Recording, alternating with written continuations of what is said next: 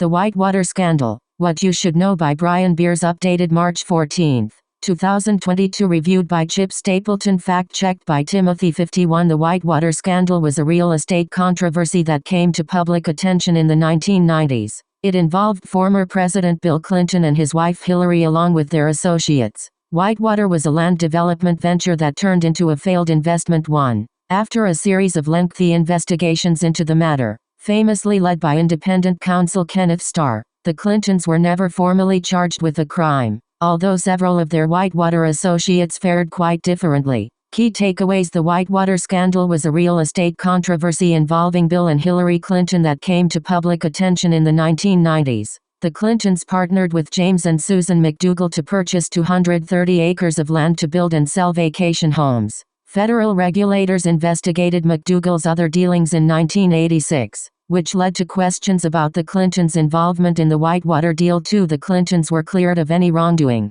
but several of their associates faced felony convictions. Ken Starr's investigation also including several other controversies involving the Clintons, including the Lewinsky sex scandal. Whitewater Development Corporation. When Bill Clinton was elected as governor of Arkansas in 1978, he and Hillary, who was an associate at a law firm, began looking for ways to boost their income. James McDougal approached the Clintons to join the venture with him and his wife, Susan, and they agreed. The Clintons were already acquainted with the McDougals, Bill having met James as an intern at the office of Senator J. William Fulbright. Both couples agreed to purchase 230 acres of land in the Ozark Mountains of Arkansas that would become the Whitewater Development Corporation 3-4. Under the deal, they would create individual lots to sell as vacation homes, attracting people who were interested in fishing and other outdoor activities. But there were several problems that devastated their plans. The land wasn't very accessible and there was a lasting impact from flooding in the area. 5.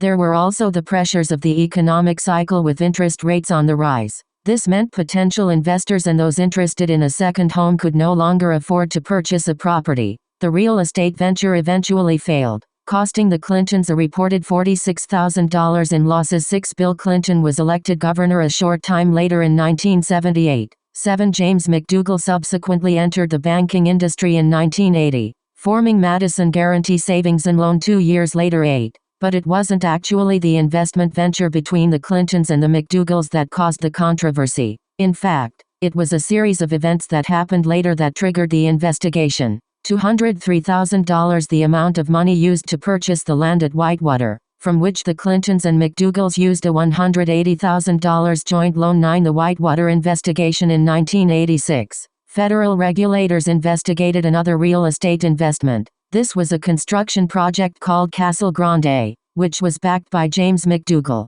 The investigation led to McDougal's resignation from Madison Guaranty and the eventual collapse of the bank too. Its failure cost the government $73 million as it was insured by the Federal Deposit Insurance Corporation, FDIC. 10. 11. Questions surrounding the Clintons' involvement in the Whitewater deal grew during President Clinton's first term in office, and an investigation into the legality of the Whitewater transactions was launched. 12. Allegations surfaced during the investigation, which was led by Special Prosecutor Robert B. Fisk, that Clinton pressured David Hale, former president of a small business investment firm, into making a loan for the Whitewater deal. Other allegations came out, implying Clinton's gubernatorial campaign debts were paid off by Madison through McDougal. Fisk issued a grand jury subpoena to President Clinton and his wife for documents related to Madison Guaranty. 13. The Clintons initially reported the records as missing. The documents were eventually found and cleared the Clintons of any wrongdoing. The investigation continued,